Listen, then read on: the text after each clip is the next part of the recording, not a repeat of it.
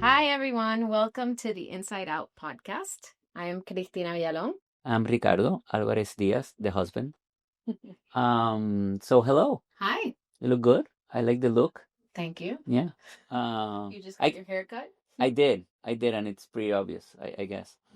This is a long story, but I'll say that the problem with my hair is that I have 3 daughters and I have a wife, as you know, so they are apparently vested in the way that I cut my hair, which I can care less. I like it short. And my daughters want it long. My wife wants it short. And I obviously want to keep being married, so I chose to follow what she wants. But anyway, I'm sure. Good. Thank you. I appreciate it. Anyway, this is not why we're here. We're gonna talk today about. Actually, let me begin by saying that we've gotten messages from people, and we spend a little bit of time showcasing our company culture. And I know that this is your baby. I love it. So this is and based on those comments, it just occurred to me that we should talk about company culture and the things that we've learned, some of the things that we failed to do and we could do better, but at least give 10,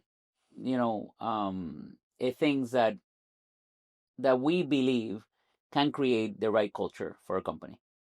Is that good? I'm excited. I love culture. You sound excited. Anyway. Culture, culture is my thing. I know it is, but as always, I have a list. Of course you do. My little list of things that you hate, and I promise I won't repeat. I love the list. You could just say it. What do you hate? The fact that I repeat the list? When you repeat it multiple times. I thought that was it's OCD, so maybe I should talk to my psychiatrist, because I that's something I do. But anyway, okay, so today we're going to talk about 10 important things to create the right business culture. And this, by the way, this list is not our list. It's a list of things that are traditionally used and are proven to be important organizational behaviors. Okay. And we can use like our examples of things that we've done or we've Right, tried. sure. I'm going to go through them and then you tell me if you agree or not, first of all. And then the second thing, of course, we can talk about, I want you to talk about the things we try to do. And also, I think we should always also talk about some of the things that we could have done differently or better. Because one of the things I know as a fact is that when you read this ideal list of what a company should be, what is the best thing to do if you want to be an architect, if you want to be an interior designer, the truth is that normally many people focus on the things that work, but we don't focus enough on the things that did not work. And in my opinion, growth comes from failure, right? Yeah, I think there's a lot of trial and error involved. Right. So you try things, and culture also develops organically because the people inside the organization, they will implement a culture that maybe is not what you want it to be, but people make the organization. So ultimately, people are going to bring in their own values and their own behaviors into the organization, and that's going to affect culture. So I can't remember who said this, but culture is what you tolerate too. So if there's something that you just really don't want to happen and you let it go on, then that will become the culture, whether or not. Well, you said you mean for it to be. You said that it could be also it could develop organically, but I think that the first one is key, and I do agree with it immensely, even though I was supposed to ask you if you agree. But the first one is that is define and communicate your core values. The reason I think it's a really nice segue to what you were saying is that if you don't define who you are and you are not very clear of what your values are, the culture will be created organically, and it might not be what you ideally want to either become or project. So if you don't define those and put them in writing and are very clear, you might not be. It will accentuate the potential mistakes you make cultural wise just because you didn't define it. Yeah, and also, I think defining is the first step, incredibly important. But if you don't also live and breathe those core values in all your behaviors, Right. then it's just something that's written up on the wall.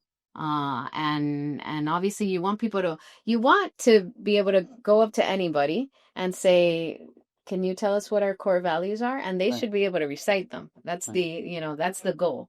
So Well, by I'll tell you what we did. yeah, And we've tried different things over the years and they've evolved. At one point, we had 9 core values. We had live, work, and design the ADV way. And part of I loved those values. I thought they were great, but eventually we ended up changing them to what they are now, and we'll tell you about that in a second. But we reduced the amount because 9 is a lot of values, and so they were hard to remember. So I would ask people, what are our core values? And they could remember live, design, and work the ADV way, but they maybe remember people first, honesty. holistic, sustainable. So you're saying that But people should have, not too many values. They should have a low amount of values. well, the ideal number is actually between 3 and 5. Well, That's right, but, that's what but people. I was trying to make a sad joke that the values are the values. What you choose to focus on are the ones that you want people to remember. Is that what you're saying? Correct. Okay. I'm saying that if you try to, I mean, part of the job is narrowing it down Yeah. and distilling it to what are the The core. the real core values that we definitely cannot live without. Right. Because if you try to be too many, it'll get diluted, and also it will be hard for people to remember them. And the first step is people should be able to cite them, and And they people should should live know them. them, and really we should live and breathe these values in every single thing that we do across the organization. So, Well, having that definition done first, and also, well, let me ask you this: do you think that if you write 5 values and you think that you're not living and breathing 2 of them, don't you think that that could be aspirational, that you could potentially achieve it, or you just don't? You just want to be absolutely, truthful without the aspiration? that's a hard question because I think that there's always um some aspiration, like if it's a core value that's very important to you and for whatever reason You're there not it's not living. living it out. Yeah. First, you need to ask yourself why aren't we living it out, what's going on, right? Or maybe is it really a core value? Right. Maybe it's just not as important as something else. So there are questions and reflections to ask yourself. Well, can I give What you an example though? you can. Well, I mean, for example, what I was thinking is this: when I went on my own years ago, one of my core values is loyalty, right? Uh, and for me, it was very important. But the core values not should not only serve your company. It should be your values also it should be the values that you share with your clients or potential clients, right? And I felt that sometimes that loyalty was only one way. Um, and I still said yes to some clients that I knew in my heart that were not right for us. So Because of fear. because of fear, right? So writing them down and putting them out there allowed me to, even though I was making some mistakes, allowed me to just be aspirational and then move slowly towards making them absolutely part of every decision making we made as a company. But it wasn't as easy. I mean, and part of the reason I say this is that, and I think you and I would agree, is that you could be aspirational about the kind of company you want to create, but sometimes when you're starting, I'm not saying that you should do things that they're against your values, but fear creeps in. So the fear of not having enough work. Right, beggars can't be choosers. Right, you can't be completely entitled about things if you haven't achieved anything. So in a way, it's a process. So that's what I guess I meant. Maybe I didn't explain it correctly. That there is the truth of actually looking within and understanding what your values are as a person, and they should translate to your company. I've never understood the idea of like, oh no, don't take it personal, this is business. Business is personal in my point of view. 100%. So if you say, hey, I value you as a friend, but the values you have as an individual do not translate to your business, for me, it seems It's a deal breaker. not only it's a deal breaker, which I agree, it's actually I would say that is not genuine, because you are who you are, and if you are whoever you are, and it doesn't translate to your business is not being genuine. I agree. But going back to that point, if you write a list of your core values as a human being, and you want to translate those to your business, can they be aspirational? I think that they can, yes. But I It's think like a North Star. yes, it can absolutely. It can be a North Star. The point I was talking about before was about the amount.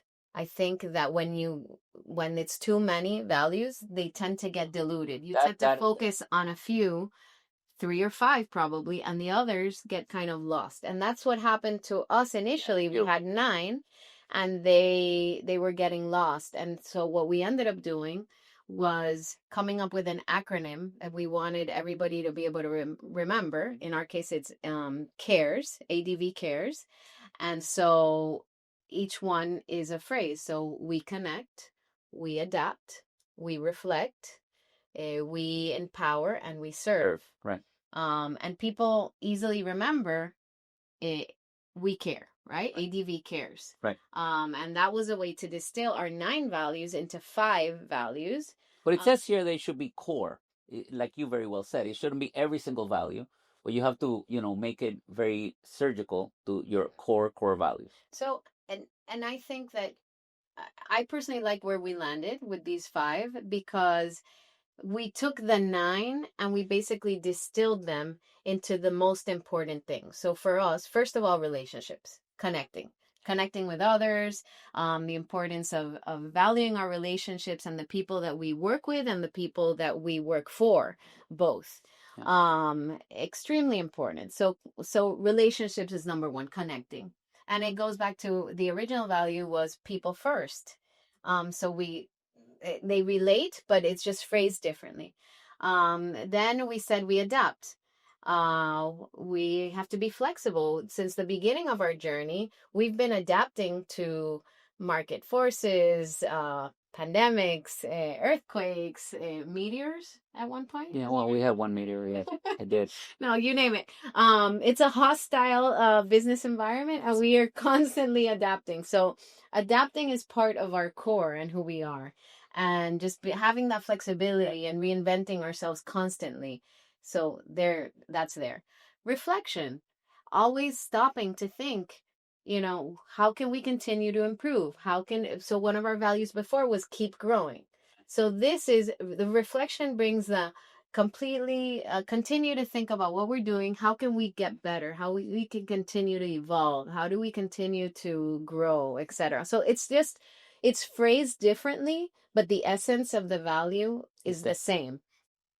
Empowering others. We want to empower the people we serve, and we want to empower our team from within, and we also want to empower ourselves. Yeah. And of course, service. We are in business to serve others and to make things better for other people. It's a service company. To put our talents and our time and our talents for the benefit of others. So basically, we took our 9, we turned them into 5, and we distilled them in a way that was easy for our team members to remember, for us to remember, and hopefully our clients to remember as well. Well, but the point is culture, right? So if however we decided to do it, at the end of the day, it's all about what those values are. Okay. Now, what I tell some of my students actually is that when they're going to choose a job, they should try to look at the values of the firms they're going to work with or for, and they should actually do a list on their own of what their core values are and try to match them, because they might want to work for a big name, but when they get there, it might be that the values might not be aligned. That's one thing. The second thing is that it's sometimes hard is that the values might be aligned in paper, but when you get there, it doesn't necessarily work that way. And by the way, I have to say that I get it, because when you're growing a company, sometimes it's hard. And I would say that one of the things we've learned is that when we started to grow the company rapidly, we kind of lost a sense of the culture to some degree, because we were in a position of hiring a lot of people in a short amount of time. And then afterwards, we realized, wow, we have a lot of people.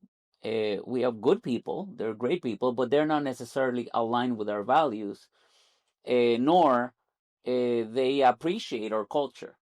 And it creates a problem. I mean, I think I mentioned it before, but Nick Saban said, the coach, the ex, football coach from Alabama, said that high achievers, when they work with people who don't share that high achievement, they resent each other. The people who are not high achievers might be great workers, but they're not necessarily. But they'll feel, they'll resent the high achiever, and then vice versa.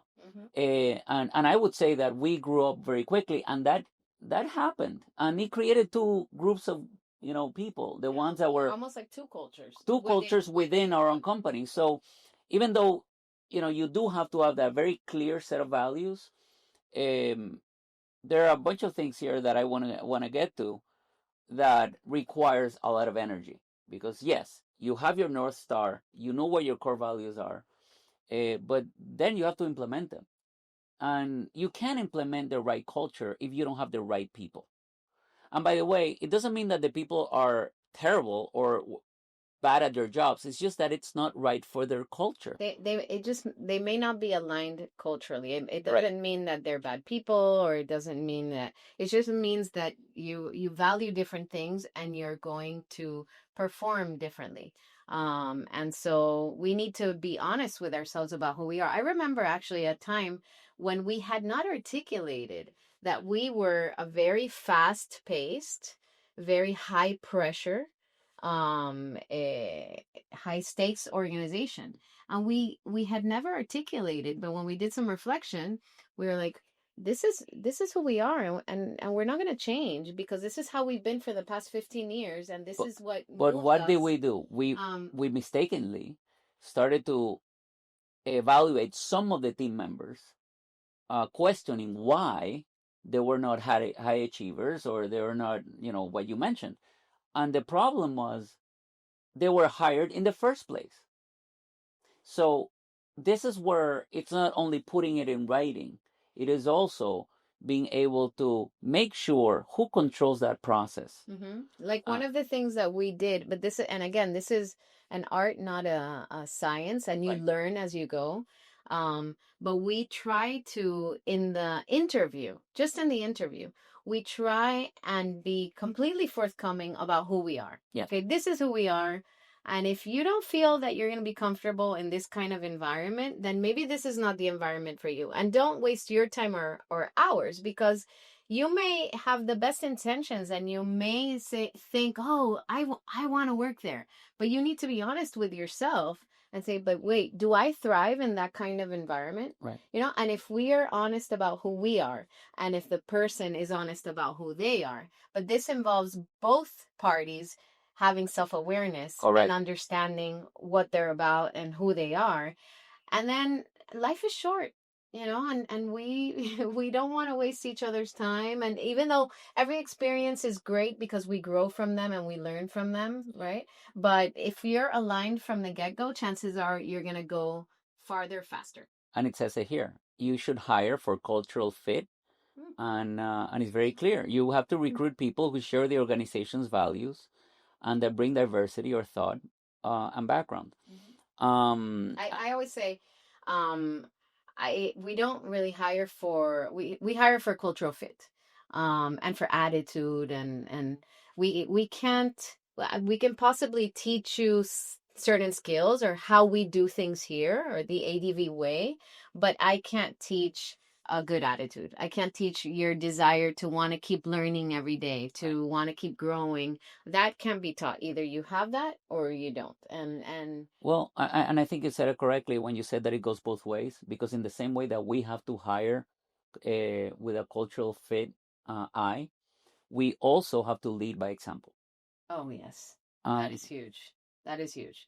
When you don't lead by example, honestly, you may not It's intention deflating. no, and you may not intentionally be trying to do this, Yes. but it's hypocritical Yeah. because you're preaching. In Spanish, we say predicando la moral en calzoncillo, right? You can't really translate that So because it doesn't make you're any sense. preaching in your underwear. Well, Like, yes, that's what it. anyway, Well, you're translating it directly, but yes, but what you're trying to say, go the ahead. point is that that you can't say Preaching in your yeah, underwear. like Wow. okay, so let me give a solid example. You can't say, okay, respect is important to us. We arrive, punctuality is important to us. And then I walk in late every single day to every meeting. Yeah. Because I mean, I'm telling you, Disrespecting. yeah, I'm saying that respect and punctuality is important. But then I am showing you with my actions That my time is more important than yours. right, or And that what I'm saying is important doesn't apply to me. It applies to you, but it doesn't apply to me. What is that? Yeah. That doesn't work. And so the leaders at the organization have a huge responsibility to lead by example because everyone else is watching. And like I said before, culture is what you tolerate. So if I tell you, no, I expect you to be on time, but then I'm late every day, then you're gonna say like, oh, it's really not a big deal if I'm late because he's always late, she's always late, so Right.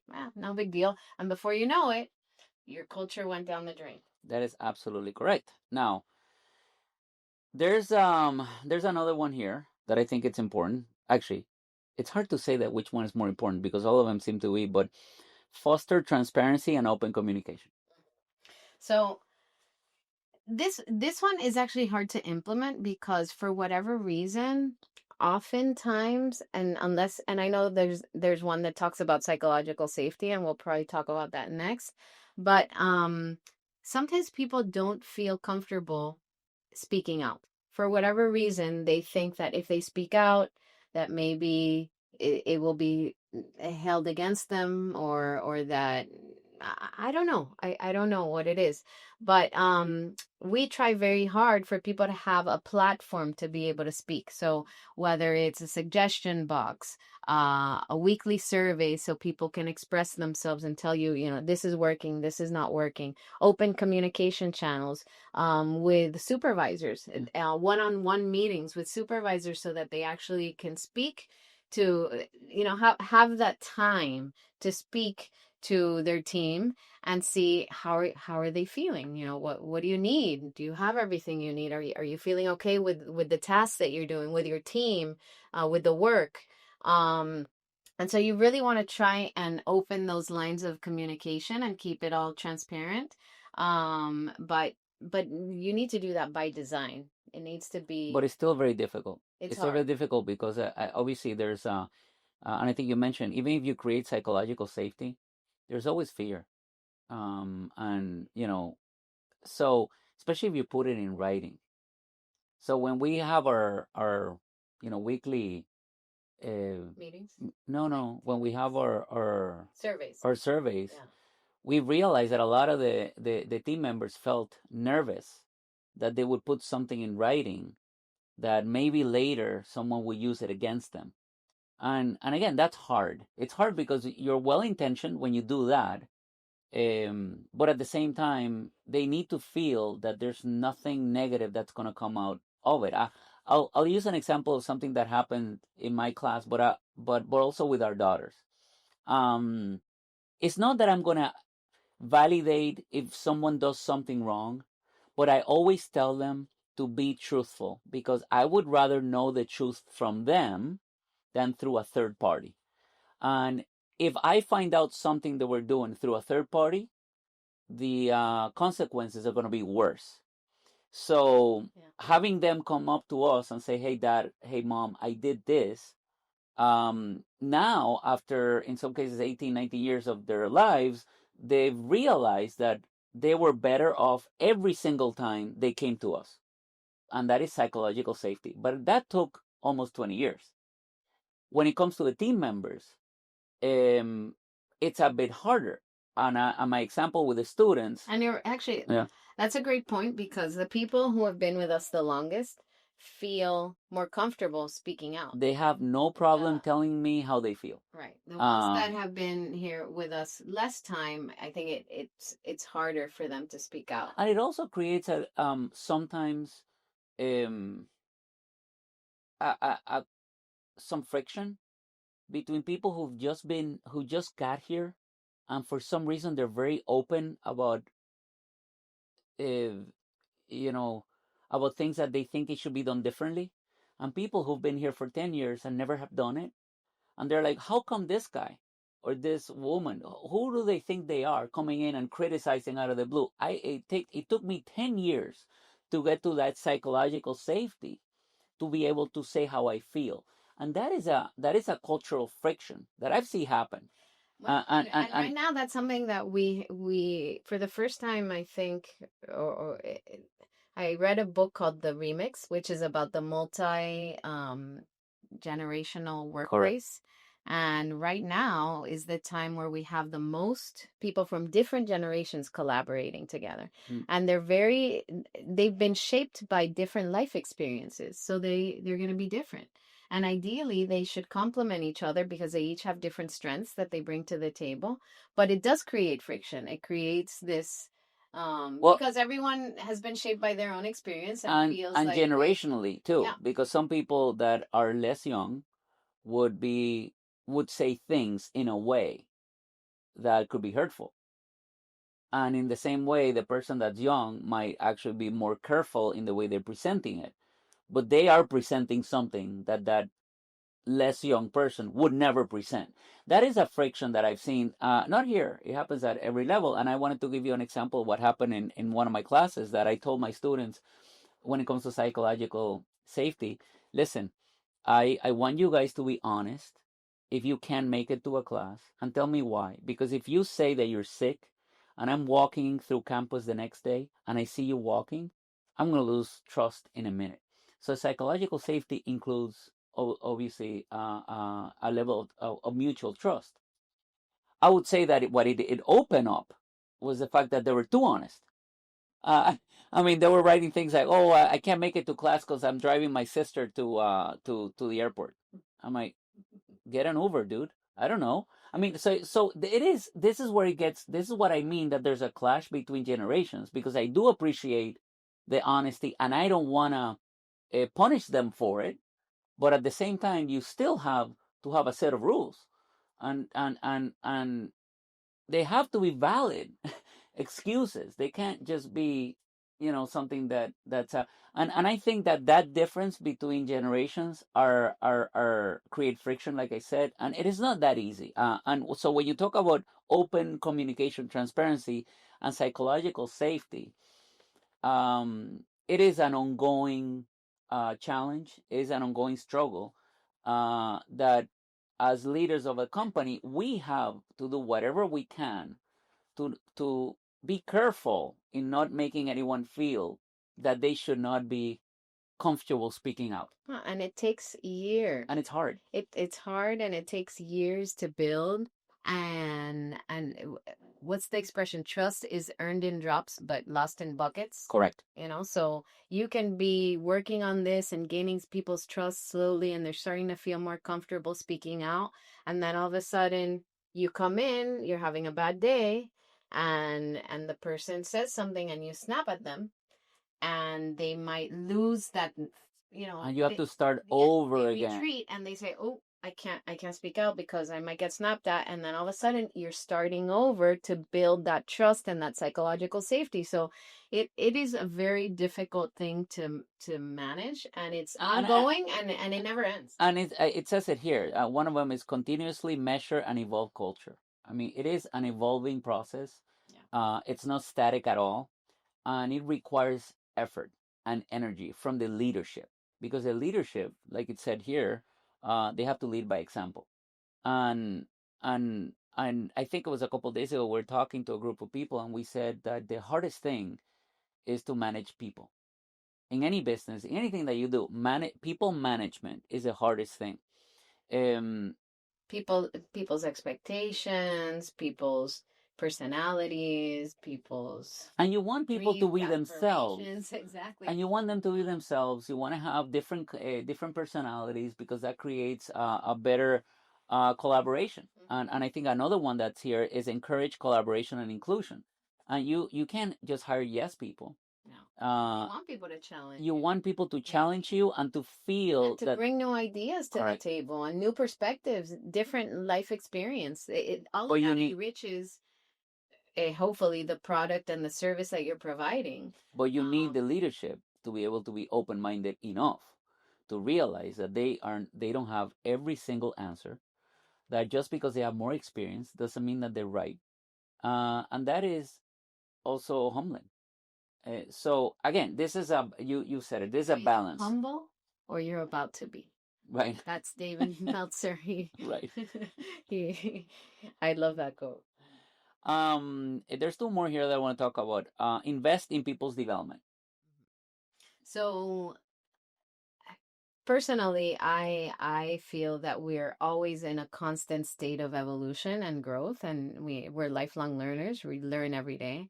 And if you're not growing and the people in the organization aren't growing, then the organization can't grow, because it's like being inside a bottle. Well, you get get stale. stuck. Yeah, you get that's stale.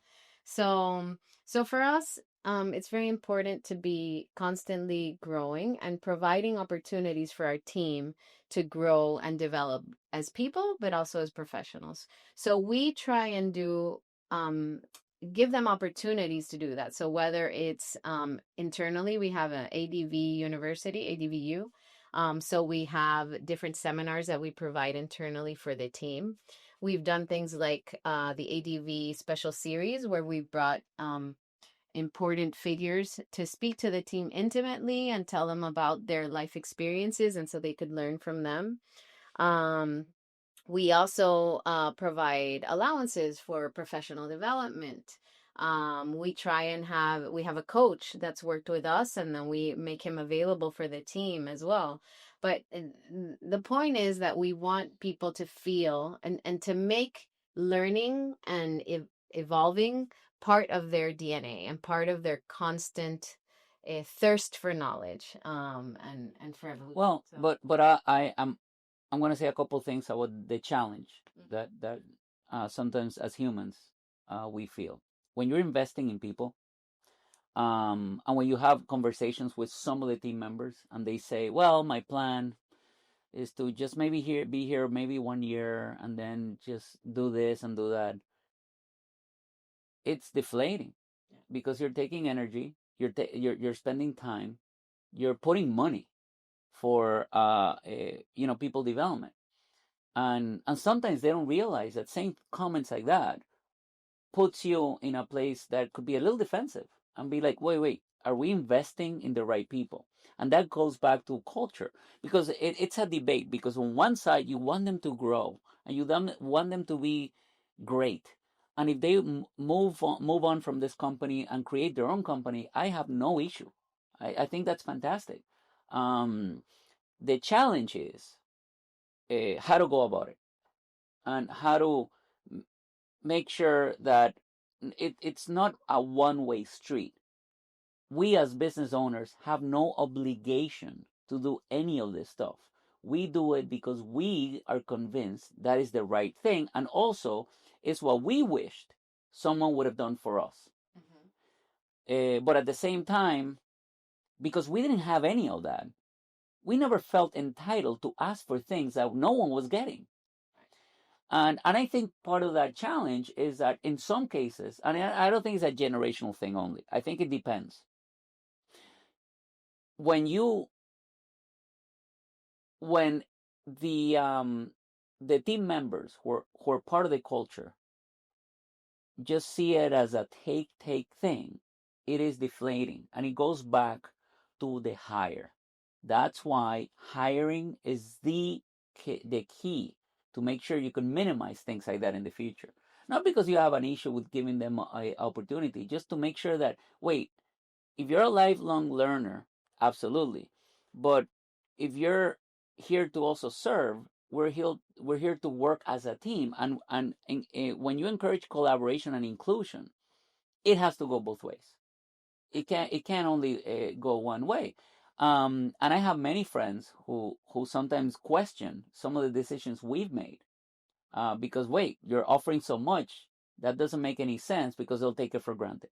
And by the way, there might be some truth to that, but at the same time, I have to say, and I just want to play devil's advocate on the other side, I haven't had that issue with the people that we've learned that they're the right fit for this company. With the right people, no. But choosing the right people, or the right team member is But I think that's why it goes back to alignment.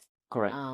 Having the right alignment and the right expectation, setting the right expectations, and it goes back to really articulating what do you value, what are your core values, what do you believe in, and what is the culture like here? Honestly, what is it? And who do you want to reward also? Right. Because that's another thing. This is not everyone will get the reward, but everyone should get the reward if there's a cultural fit. If they're all, to use your Nick Saban example, if they're all high performers and they're all working equally, as like everybody pulling their own weight in their own departments in their own way, then in the end, there's no resentment. Everyone feels like that. I played a role, I played a part, and the success that we've earned, or whatever we've managed to achieve, we did it together. Right. And then let's split the earnings, or Right. let's reward everybody because everybody worked equally as hard. What gets problematic is if you have half of the team that's carrying the other half of the team, because then the team that's carrying, it's getting that backpack feels really heavy. Right. And they're human. People are human, so and they're getting tired of gonna it. be resentful. And then you're gonna Be like, and, "Man, and then you're gonna lose. You're leaving every day, and I stay here till." But then you're gonna lose the people you want to keep. Right, exactly. Instead of the other group that should That's why it's walk out the door. That's why it's so important to define the culture. The last one is a good one. I didn't think of this one, but we're doing it. But it's well stated. You have to align culture with strategy, which is culture shouldn't just feel good. I mean, it shouldn't be something that, hey, I feel happy here. Well, no. What is your goal as a company? And the culture should be perfectly aligned with what is the company's strategy and goals. Yeah, absolutely. I mean, in the end, I'm going to use obviously us as an example because that's what I know, but we're very aspirational here at AD&V. We want to impact a lot of people, and we want to do a lot of things, and that requires positively impact. Yeah, right. Positively impact. And but to do, and because we have high aspirations and we want to have such a big impact, we're willing to work really hard for that. And so what motivates us is the impact. And again, if everyone doesn't feel the same, then and they're just checking a box like, oh, I'm here from 9 to 6 and that's it, doing the bare minimum, then that's not aligned with what we're trying to do, because we are yes and people. It's like, yeah, we're gonna do that and we're gonna do this. Yes, we're gonna do this and we're gonna do that. And so we want people that get equally as excited with us to want to change the world. As cheesy as that might sound, we want to do that. So what are the takeaways? Well, why don't you read your list? No, I'm not going to read my list, but I'm going to tell you because I've listened to you, and I know there's a subject that you're very, very passionate about, and then you're great at it, and you speak very well. So, but one thing that I keep hearing is it's alignment. No one is judging your culture. Just make sure is honest, authentic. Be who you are. If your culture is about winning and making money, I'm not gonna judge it, but make it that. Don't try to sell something that it isn't. Yeah. I mean, look, Elon Musk, okay? He might be a controversial figure right now. He might. But Elon Musk is true to himself. A little nutty, but the guy, he is mission driven. Okay? All he cares about is the mission. He doesn't care how he gets there, but he wants to get there. So he wants to put a rocket in the moon. So he doesn't care if nobody sleeps, if he tramples over everyone to get there. All he cares about is the mission. He's authentic. Now, not everybody can handle that culture. Not everybody wants to be in that culture. But some people are incredibly motivated by that because they're equally as mission driven. And so it would be an honor for them to work with Elon Musk and to, sleep on the floor with him, and they'd be happy to do so because they also want to get to the moon But in a rocket if ship. you don't But share those if you values, share those values, don't work for him. don't work for him, because then you're gonna be like, oh, this guy is a slave driver and he treats me badly and whatever. We should Know who you're working for. correct. Okay? And that's okay. But he's honest about who he is. He doesn't hide it. And the people that he attracts, great talents, are happy to work with him because they believe in the mission. And I think that No, but I want to it's a be. great example. It is an example, but I do want to be clear. Mm-hmm. I don't agree with it. No, I know, but I don't think that's the point. I know. That's not the culture I'm creating here. I'm creating a different culture, but I do have some expectations in my culture, and the people who are here, if they're aligned, they're gonna do really well here. And I have 15 examples or more of people who thrive in But this culture because they're aligned. But that was my point. Mhm. My point is that you have to align and that you have to be truthful and honest. And the same thing happens with friendships. Same thing happens with marriage.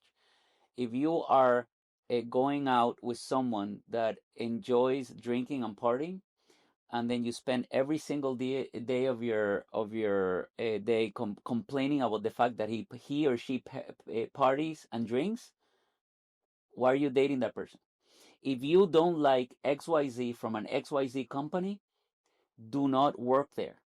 That's why it is important that you look within, find out who, and remind yourself of what your true values are before making a commitment in your job, in your family, in friendships, and anything like that.